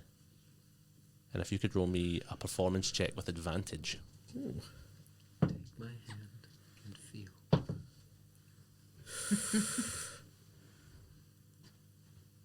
That's 17. That's good. That's good. But there is something missing.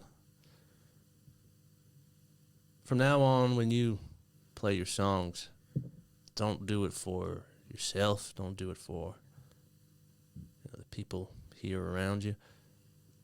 How about you do it for Carmen? And he gets up and walks away. Wait, don't fucking walk away from me. How the fuck do you know I'm a hamster? Wait! How do you know where you're going? You can't see! What the fuck? And he disappears in a gust of wind under the the sea fuck? somehow. Sky, did you see that guy? I'm here. Yeah. And with the sort of anxiety that was induced, that will have induced in you, you gain the alert feat. Yes. You gain that there as you all sort of stand. As you're sort of hearing Sky, you sort of like I was zone back in. You're like, am I here? The salmon bubbles come back and they're like, yeah, salmon bubbles, Sky, and they're like. I imagine them as like the ant and deck of the fish people, you know. Yeah. Can I do Jordy? No, Sam. That's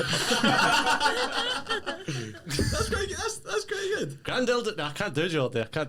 You've got to put Dick's balls in your mouth.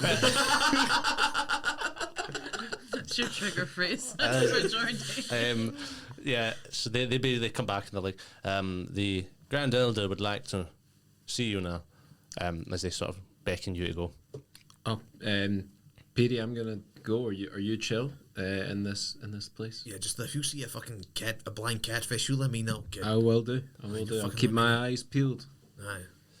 You are. Unlike the catfish. Pete just said, aye.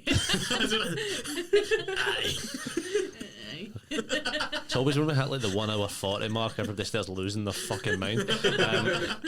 You are led sort of through the tunnels and stuff into a sort of larger jellyfish and through a large doorway. The parts of your clothes that are still sort of damp start drying in the glow of a roaring sort of central fire pit in this large room. All around you are library bookcases stretching high above your head, and circling the room around you there's like swords and armor sets, relics and artifacts sort of scattered around the place, some on pedestals, some just sort of flung by the wayside. At the far end of the room, poring over a multitude of worn and browned papers, Grand Elder Pike. And he says, Sky, come in, get warm by the fire. What do you make of the place? Oh, this is top notch. Love a good library, me. I thought as much. We weren't always a nomadic society, you know. We once had great cities, great libraries, bastions of knowledge and power, but those days are gone, I'm afraid. War has taken a great toll on us. Do you know much of war? I mean, as much as anybody does, you know. Any planet I've been to has had its fair share. Vague. Vague. I've asked you here, Sky, because I see a power in you. A power not too dissimilar to the power that I hold. And with that you see he casts Mage Hand. Oh. And a glass sort of makes its way from the desk across to you, filled with a dark red liquid. He says, please, join me. And as he raises a sort of glass himself. I cast Mage Hand and pass him a glass. Fuck. Well, I didn't mean to scare you. Just, you know, you No, did it for it's me, I okay. did it for you. It's fine. I thought you saw magic before, you know. I can see that you have a lot of arcane potential, and I would like to offer you my tutelage.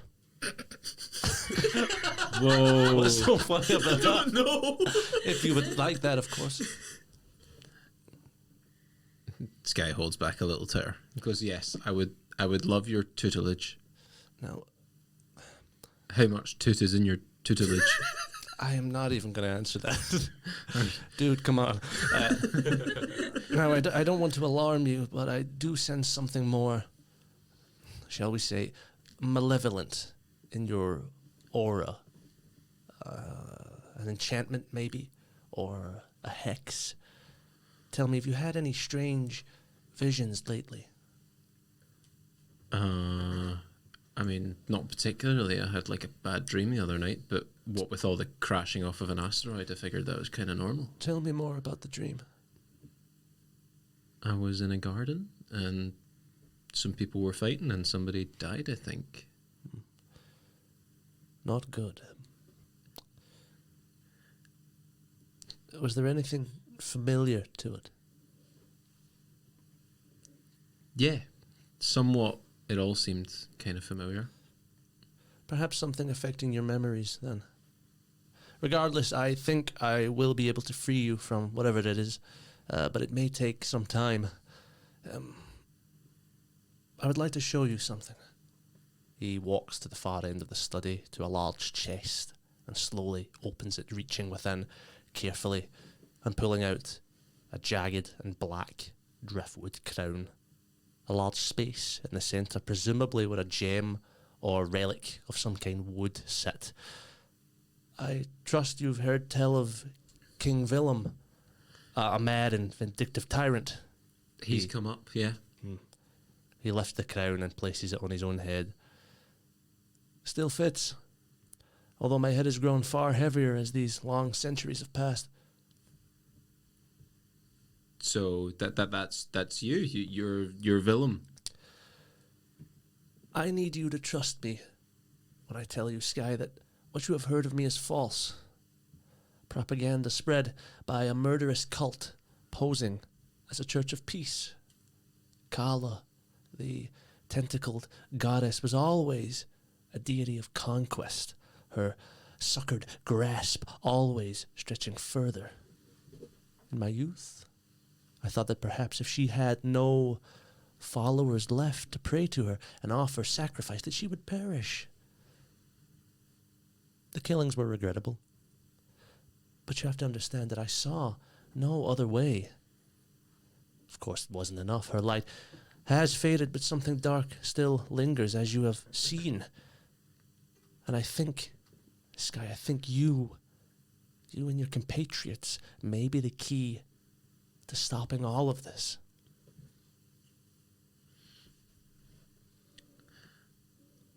Does Sky feel threatened at all? Roll me by an this- insight check. by You can this? tell me, but you can roll me an insight on him. Oh, that one. On a nat one, I wouldn't say. I mean, you can tell me if you feel that you feel I threatened. mean, it's kind of scary. Apparently, this dictator of some. You're not getting any hint of a lie off of him. Sky's gonna pull out and open and have a quick glance at the compass, which I'm assuming is still on his person.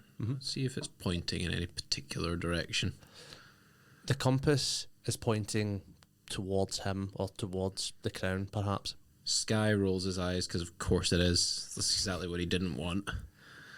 And he says, "Okay, well, this is some very new information. Why didn't you tell everybody? Why are you just telling me?" Well, I think for the time being that my true identity and our understanding should be kept a secret from the gang. I fear they may not be as wise and understanding as you are.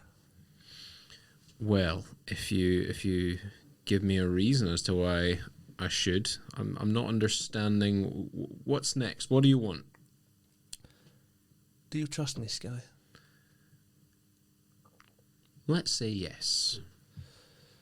Then let us find the rest of your crew together. There is a lot to discuss. But before we go, I do have something for you. For a new student of mine should be given only the best. He sort of whistles. And a sword comes flying off of a shelf and hovers before you. A wide and shining blade with a thick ivory handle. It shimmers almost as if an ocean is trapped within its edges. And he says, "Great warriors of old would ride these blades into battle. I believe humans have something similar called a hoverboard. But perhaps not as deadly."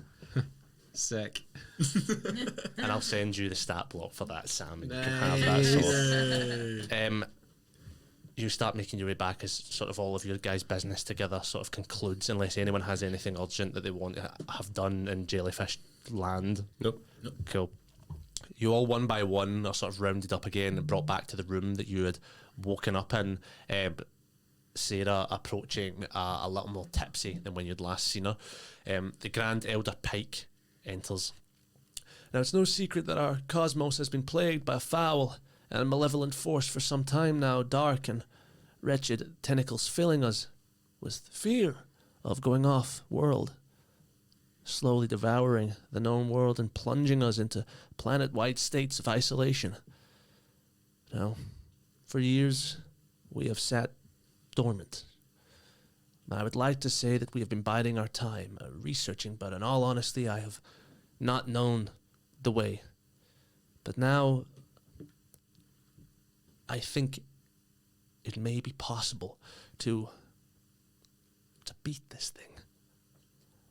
Your arrival, all of your arrival on this world was no coincidence, and I believe that your involvement is imperative to our success. I ask you now if you are willing to help the Coatoans, not only being our salvation, but the salvation of all life as we know it. And what do you say? I mean, fuck it. Sure. I don't know about you guys, but I feel like Braxton. How much of a percentage of my bounty will saving the fucking known universe get me off? Well, it could help me not arrest you if you save the known universe, yes. That's good enough for me, baby. Yeah, I'm in. You guys... Well, we're stuck here anyways. Let's go for it. Fuck yeah, I love these little fish fellers. Well, I'm not going to be the only one that's not going to save the known universe, am I? That's right, my man. There's a planet not far from here by the name of Nostal. Now, I believe that there's an artifact there that's rumored to hold the power to capture and destroy gods. If you could retrieve that for us, for everyone, I think we could have a shot.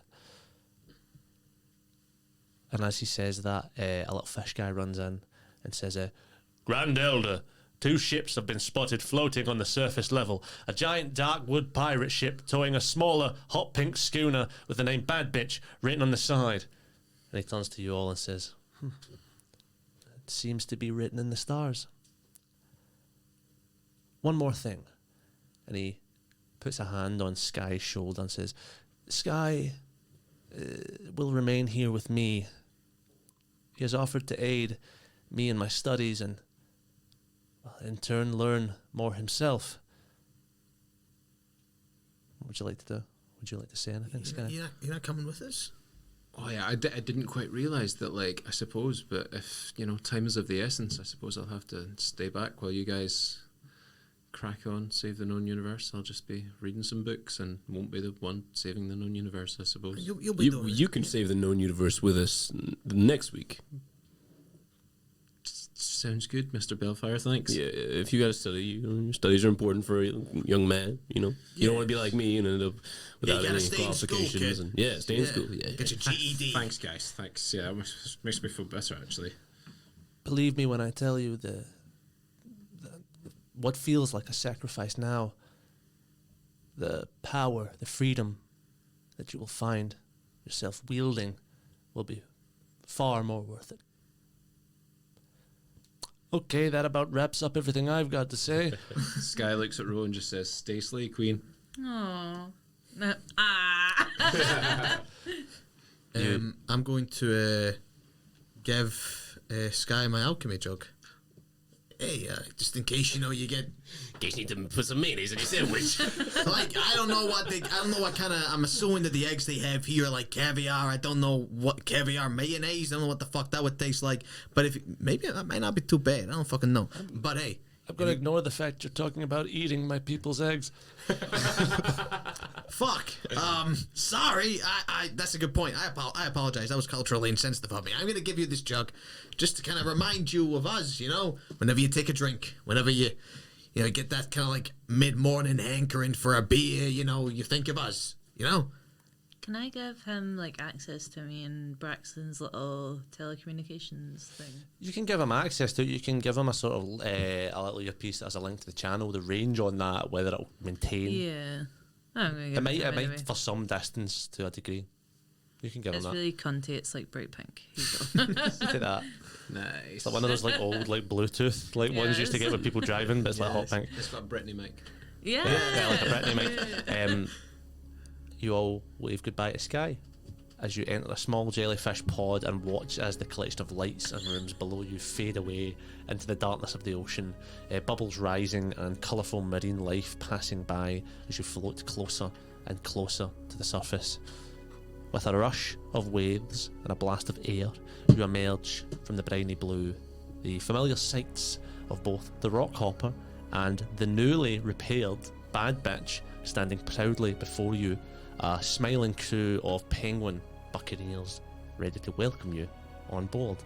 And that's where we're going to end today's session. Hey, amazing. Heavy episode. Heavy, bro, very I heavy. particularly like the bit at the end where you said out of the briny blue. The briny blue. Lovely. Yeah, bro, I'm like fucking Hemingway up in here. I'm a smither of fantasy. Like Hemingway, because you're steaming right now. Raging drunk. I fought in the Boer War. Never fully recovered. Thank you very much, everybody that's listening in. We'll be releasing, as always, in 2 weeks' time from now. We love you very much. Peace out. See you later. Bye. Bye.